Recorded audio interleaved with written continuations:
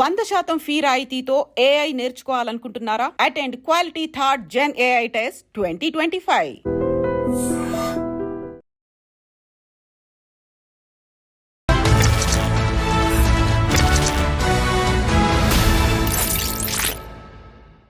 అందరికీ నమస్కారం. నేను Swarupa Potlapalli. Welcome to I dream. అగ్రరాజ్యం అమెరికా 47వ అధ్యక్షుడిగా బాధ్యతలు స్వీకరించిన తర్వాత డొనాల్డ్ ట్రంప్ దూకుడుగా వ్యవహరిస్తున్నారు. ముఖ్యంగా అమెరికాలో ఉండి పార్ట్ టైం జాబ్స్ చేసుకుంటున్న విదేశీయుల వీసాలను రద్దు చేస్తామని ఆయన ప్రకటించారు. ఇంకొక వైపు ఫారినర్స్ కి జన్మతహా వచ్చే పౌరసత్వాన్ని కూడా ఫిబ్రవరి 20 తర్వాత రద్దు చేస్తామని ఆయన ఎగ్జిక్యూటివ్ ఆర్డర్ మీద సైన్ కూడా చేశారు. కాకపోతే అక్కడి న్యాయస్థానాలే ఆయన్ని తప్పుపట్టాయి. అలాగే ఆ ఆర్డర్ని తాత్కాలికంగా నిలిపివేస్తూ నిర్ణయం కూడా తీసుకోవడం జరిగింది. అలాగే విదేశాల నుంచి వచ్చే వస్తువుల మీద కూడా అధిక పన్ను విధించడం, ఇలా రకరకాలుగా ట్రంప్ తీసుకుంటున్న నిర్ణయాలు చర్చనీయాంశంగా మారాయి. ఇప్పుడు భారత్ కూడా ట్రంప్ నిర్ణయాల మీద ఆచితూచి వ్యవహరిస్తోంది. అయితే ఇవన్నీ కూడా ఈ రెండు దేశాల సంబంధాల మీద ఎలాంటి ప్రభావం చూపించబోతున్నాయి? ప్రస్తుతం నాతో పాటు అమెరికాలో 30 ఏళ్లుగా ఉంటున్న ఎన్ఆర్ఐ అలాగే జీటీఏ ఫౌండర్ విశ్వేశ్వర్ రెడ్డి గారు ఉన్నారు. ఆయనతో మాట్లాడి వీటన్నిటి మీద ఒక మంచి అనాలిసిస్ తీసుకుందాం. సార్ నమస్తే. నమస్కారం. ముఖ్యంగా ఈ పార్ట్ టైం జాబ్స్ చేస్తున్న వాళ్ళ వీసా రద్దు గురించి మాట్లాడుకుందాం సార్. ఎందుకంటే మన భారతీయులు 3 లక్షల మంది విద్యార్థులు అక్కడ ఉన్నారు. ఎప్పుడైతే ట్రంప్ ఈ నిర్ణయం తీసుకున్నారో ఆ తర్వాత జరిగిన చెకింగ్స్లో 18,000 మంది మన భారతీయులు పట్టుబడ్డారు. దీంతో అసలు ఇక్కడ ఉంటున్న తల్లిదండ్రులు, అక్కడ ఉంటున్న పిల్లల్లో చాలా టెన్షన్ మొదలైంది. ఎందుకంటే అమెరికాలో చదువుకోవడం అంటే చిన్న విషయం కాదు. లక్షల రూపాయలు కావాలి, కనీసం 50 లక్షలు కావాలి 2 ఏళ్ళు అయితే చదువుకోవాలంటే. అలాంటప్పుడు జాబ్స్ చేయక తప్పని పరిస్థితి. దీని మీద రకరకాల అపోహలు అయితే ఉన్నాయి. మీలాంటి సీనియర్ ఎన్ఆర్ఐస్ దీని మీద ఒక క్లారిటీ ఇస్తే అందరికి కూడా టెన్షన్ తీరిపోతుంది. తప్పకుండా. టిపికల్గా ఏంటంటే ఈ వీసా సిస్టంలో మన వాళ్ళు స్టూడెంట్ రూపకంగా అక్కడికి వస్తారు. అంటే మేజర్గా వచ్చే దానిలో F1 వీసా అని అంటారు. తర్వాత H1B వీసా ఒకటి ఉంటుంది స్కిల్డ్ లేబర్లో. తర్వాత మన పేరెంట్స్ కానీ ఇన్లాస్ కానీ వచ్చేది విజిటర్ వీసా మీద వస్తుంటారు. అంటే ఇప్పుడు ఎకో సిస్టంలో ఈ 3 అయితే ఇంటిగ్రేట్ అయి ఉంటాయి. ఇంకా there are number of visa types ఉన్నాయి. ఆల్ఫాబెటికల్ లెటర్లో A to Z మధ్యలో ప్రతి లెటర్కి ఏదో ఒక వీసా టైపు అమెరికా వెల్కమ్ చెప్తుంటుంది. అంటే కంట్రీ లోపలికి రావడానికి, because as this is an immigrant country they welcome everyone. So ఇక్కడ ఉన్న సిచ్యువేషన్ అంటే మేజర్గా మనకి ఇంపాక్ట్ ఏంటంటే F1 వీసాలో. F1 వీసాలో వీసాకి వెళ్ళే ముందు మనం ఏం చెప్తామంటే అక్కడ I-20 అని ఒకటి ఫామ్ ఉంటుంది. అందులో ఏం రాస్తారు, కాలేజ్ ఫీజు ఉంటుంది, కాలేజీలో బోర్డింగ్ అండ్ లాడ్జింగ్ ఫీజు ఉంటుంది. టిపికల్గా ఆ డబ్బుకు మన దగ్గర ఉన్నాయి, అయితే మన డబ్బు ఉంది, లేదంటే మన బ్యాంకు లోన్ రూపకంగా మేము కడతామని చెప్పేసి ఒక డ్రాఫ్ట్ లెటర్ తీసుకెళ్ళి వీసా ఆఫీసర్కి మనం ఇక్కడ ఏదైతే కాన్సులేట్లో వీసా ఇంటర్వ్యూకి వెళ్తాం చూడండి, అప్పుడు మనం చూపిస్తాం. అంటే మా దగ్గర డబ్బు ఉంది, అయితే మన సొంత డబ్బు లేదంటే లోన్ డబ్బు బ్యాంక్ ద్వారా తీసుకుంది. నేను అక్కడ ఉండి ఆ 2 సంవత్సరాలు 3 సంవత్సరాలు చదువుకునే క్రమంలో అక్కడ అయ్యే ప్రతి ఖర్చును కూడా నేను ఇక్కడి నుంచే తీసుకెళ్తానని మనం ప్రామిస్ చేస్తాం. ఇక్కడ ఆ ప్రామిస్ బేస్డ్ మీదనే మనకు వీసా ఇస్తారు. నేను అక్కడ వెళ్ళి ఫస్ట్ సెమిస్టర్ 2 సెమిస్టర్ నేను డబ్బు తీసుకెళ్తాను, తర్వాత 3rd 4th సెమిస్టర్కి నేను అక్కడ పని చేసుకొని నేను చేస్తానంటే అక్కడ వీసా ఇవ్వరు. సో ఈ టిపికల్ ప్రాసెస్ అనేది స్టాండర్డ్ ప్రాసెస్. అంటే ఇది ఒక 2 years 3 years కింద పెట్టింది కాదు, చాలా ఏళ్ళ నుంచి కూడా మన ఇక్కడ నుంచి వెళ్తున్న చాలామంది స్టూడెంట్స్ ఇది ఫాలో అవుతున్న సిస్టమ్. సో ఇప్పుడు ఏమవుతుందంటే new digital age. So tracking ఇది ఈజీ అయిపోయింది. ఇప్పుడు మన స్టూడెంట్స్ వచ్చి ఏం పని చేస్తారు, ఒకప్పుడు అంత ట్రాకబిలిటీ లేకుండేది. ఇవాళ ఏమవుతుందంటే ఎవ్రీథింగ్ ఇస్ ట్రాకబిలిటీ. ఇది యూజువల్గా మన వాళ్ళు అక్కడికి వెళ్ళి F1 వీసాలో చేసే జాబ్స్ ఉంటుంది చూడండి, అది గ్యాస్ స్టేషన్ కానీ, గ్రాసరీ స్టోర్ కానీ, లిక్కర్ స్టోర్ కానీ, వాట్ ఎవర్ ఇది హార్డ్ జాబ్స్ అంటారు మనం అక్కడ. ఈ హార్డ్ జాబ్స్ ఎంత ఉంటే $10 నుంచి $12-13 మధ్యనే క్యాష్ జాబ్స్ అన్నట్టు. ఈ క్యాష్ జాబ్స్ ఏంటంటే మనం పే చేయం, ట్యాక్స్ పే చేయం ఇంకా. సో అక్కడ బిగ్ కన్సర్న్ వచ్చి పెట్టింది అన్నట్టు. అక్కడ USCIS United states citizenship and immigration services ద్వారా ఏ రూపకంగా ఉంటుందంటే అక్కడికి వచ్చే వాళ్ళు ఒక డిపార్ట్మెంట్ ఆఫ్ లేబర్ రూల్స్కి బైండ్ అయి ఉండడం, USCIS నామ్స్కి ఆ రెగ్యులేషన్స్కి బైండ్ అయి ఉండడం వల్లనే అక్కడికి రాణిస్తారు. అట్లనే F1 వీసా ప్రోగ్రామ్ ఎలా ఉందో H1B ప్రోగ్రామ్ కూడా అలా ఉంటుంది. H1 కూడా వర్క్ పర్మిట్ ఇస్తారు. మనం అక్కడ H1 3 years ఎక్స్టెన్షన్ ద్వారా మళ్ళీ ఇస్తుంటారు.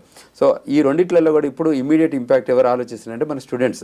సో స్టూడెంట్స్ నేను మధ్యలో ఈ ఇంటర్వ్యూ ప్రాసెస్ కూడా చాలామంది మీట్ అయినప్పుడు చెప్పిందంటే మా అబ్బాయికి మేము ఫస్ట్ సెమిస్టర్ కట్టాము, మిగతా సెమిస్టర్ డబ్బును అక్కడే హార్డ్ ఎర్న్డ్ మనీ తీసుకొని అది మళ్ళీ ఫీజు కడతాను. So which is the violation of regularities. అంటే అక్కడ ఏదైతే నామ్స్ ఇమిగ్రేషన్ నేషనాలిటీ యాక్ట్స్ అని ఉంటాయమ్మా ఇక్కడ ఉన్నట్టే, అని ఇమిగ్రేషన్ నేషనాలిటీ యాక్ట్ ప్రకారమే మనం వీసా ఇస్తారు.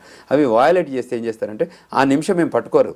మనం ఎప్పుడైతే మళ్ళీ కంట్రీ బయటికి వెళ్ళి లోపలికి వస్తామో అప్పుడు పోర్ట్ ఆఫ్ ఎంట్రీలో పట్టుకునేవాళ్ళు. అంటే సెకండరీ ఇన్స్పెక్షన్లో పక్కకు తీసుకెళ్ళి అక్కడ ఇంటర్వ్యూ క్వశ్చన్స్ అడిగేసి అక్కడ దానిలో వయలేట్ చేస్తే డిపోర్ట్ చేస్తారు.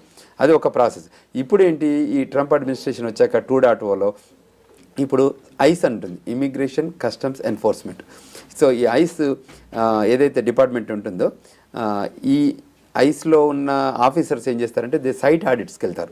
ఇవాళ today they put up on their website, మీరు ఎక్కడైనా ఈ స్టూడెంట్స్ పనిచేస్తున్నా కానీ ఎక్కడైనా చేస్తే మాకు రిపోర్ట్ చేయండి అని చెప్పారు. అమెరికాలో లాలో ఏముంటుందంటే you see something you say something అని అంటుంటారు. ఆ నామ్స్లోనే పనిచేస్తుంటారు. ఇప్పుడు ఆ కంట్రీ చాలా immigrant welcoming country, because the country itself is immigrant country. కాబట్టి హిస్టారికల్గా 400 ఏళ్ల నుంచి కూడా చాలామంది అక్కడికి మైగ్రేట్ అవుతున్నారు. ఎస్పెషల్లీ గత 40-50 సంవత్సరాల నుంచి ఇండియన్స్ ఎక్కువ వెళ్తున్నారు. సో ఈ గత 20 సంవత్సరాల నుంచి తెలుగు వాళ్ళు ఎక్కువ వెళ్తున్నారు. అంటే ఇండియన్స్లో గుజరాతీ వాళ్ళు కానీ పంజాబీ వాళ్ళని వెళ్ళేవారు. ఈ తెలుగు ప్రపంచం 20 ఏళ్ళ నుంచి బాగా జరుగుతుంది. ఎస్పెషల్లీ ఆ Y2K ఉండే చూడండి, అప్పటి నుంచి ఎక్కువ రావడానికి ఆస్కారం ఉంది. అప్పుడు కొన్ని వీసాలు కూడా పెంచి ఉండేవాళ్ళు. సో ఈ F1లో ఉన్నప్పుడు పేరెంట్స్ ఎక్కువ ఫీల్ అవుతున్నది ఏంటంటే మనం అది అక్కడ వెళ్ళి మా పిల్లలు పని చేస్తారు, ఇప్పుడు మా పిల్లలు పని తీసేస్తున్నారని. ఇది చేయడము తీయడం అనేది అందులో నామ్స్లో లేదు. సో మనం చేయడం తప్పు, ఇట్స్ అ వయలేషన్. చేయొచ్చు. ఒక 20 అవర్స్ ఆథరైజ్డ్ వర్క్ ఉంటుంది. ఒక యూనివర్సిటీలో వెళ్ళి మాస్టర్స్ కోటా కింద మనం అక్కడ జాయిన్ అయితే అందులో వాళ్ళకి 20 అవర్స్ పనిచేయచ్చు. ఇది ఆన్ క్యాంపస్ జాబే చేయాలి, బయట వెళ్ళి పనిచేయడానికి అథారిటీ లేదు. దాన్ని అన్ఆథరైజ్డ్ వర్క్ అంటారు.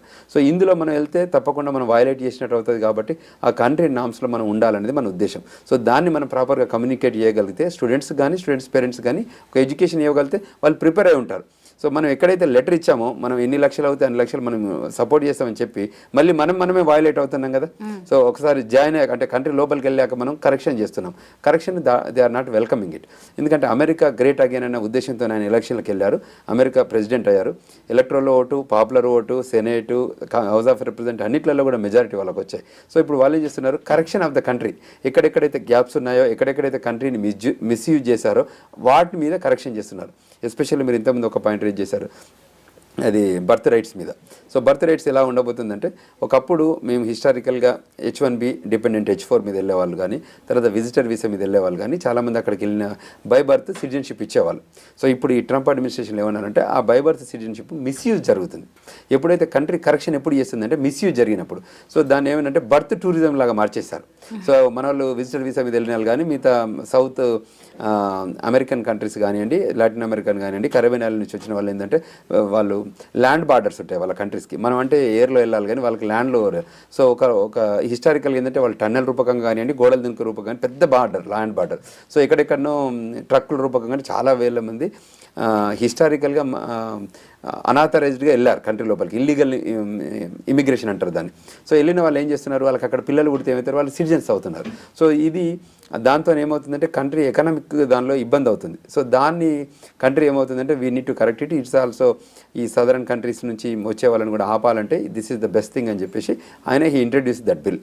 సో అది ఎగ్జిక్యూటివ్ ఆర్డర్ ఇచ్చాడు. సో దాన్ని మీరు ఇంతకుముందు అన్నట్టు Democratic Party, because is Republican Party కాబట్టి డెమోక్రటిక్ పార్టీ వాళ్ళు ఏం చేస్తారంటే మైగ్రేషన్ ఫ్రెండ్లీ, ఇమిగ్రేషన్ ఫ్రెండ్లీ కాబట్టి ఇది నో ఇది నాట్ కరెక్ట్ అని చెప్పి వాళ్ళు ఆ కంట్రీస్ ఏదైతే గవర్నర్స్ ఉన్నారో వాళ్ళు నెగటివ్ దాన్ని ఇంపాక్ట్ చేస్తున్నారు. అదేవిధంగా వాషింగ్టన్ స్టేట్లో ఉన్న కోర్టు సిస్టంలో కూడా వాళ్ళు కూడా ఏం చెప్పారంటే దీన్ని హోల్డ్ చేసి పెట్టారు. దీన్ని మీద అంటే మీరు ఎగ్జిక్యూటివ్ ఆర్డర్ ఇచ్చే కంటే ఎక్కువ దీన్ని కాన్స్టిట్యూషనల్ అమెండ్మెంట్ చేస్తే బాగుంటుంది అనేది వాళ్ళ ఉద్దేశం. అంటే ఏదైనా ప్రాపర్గా వెళ్తే బాగుంటుంది. దానిని president take a decision rather than discussing in the Senate or Congress Capitol హిల్లో డిస్కస్ చేసి ఒక అంటే కన్సెన్సస్గా తీసుకొస్తే బాగుంటుంది. సో ఆయన చెప్పే విధానం ఏంటంటే ఒకప్పుడు లాస్ట్ అడ్మినిస్ట్రేషన్లో ట్రంప్ గారు ఏం చేశారంటే ఒక 7 కంట్రీస్ మీద బ్యాన్ చేశాడు, ఇస్లామిక్ కంట్రీస్ మీద టిపికల్గా. ఆయన బ్యాన్ చేస్తే అప్పుడు ఏం చేశారు, ఇట్లనే సేమ్ డిస్కషన్ డిబేట్స్ అయింది. బట్ చివరికి అది సుప్రీంకోర్టుకి వెళ్ళింది. సుప్రీంకోర్టు ఆయన డెసిషన్ని ఎండార్స్ చేసింది. సో ఆయన లాస్ట్ టైం గవర్నెన్స్లో ట్రంప్ 1.0లో తీసుకున్న చాలా ఎగ్జిక్యూటివ్ ఆర్డర్స్ కూడా ఏమైందంటే కొన్ని డినే అయ్యి కూడా అయ్యాయి. అంటే వీళ్ళు కోర్టు ఒప్పుకోకపోవడం కోర్టు.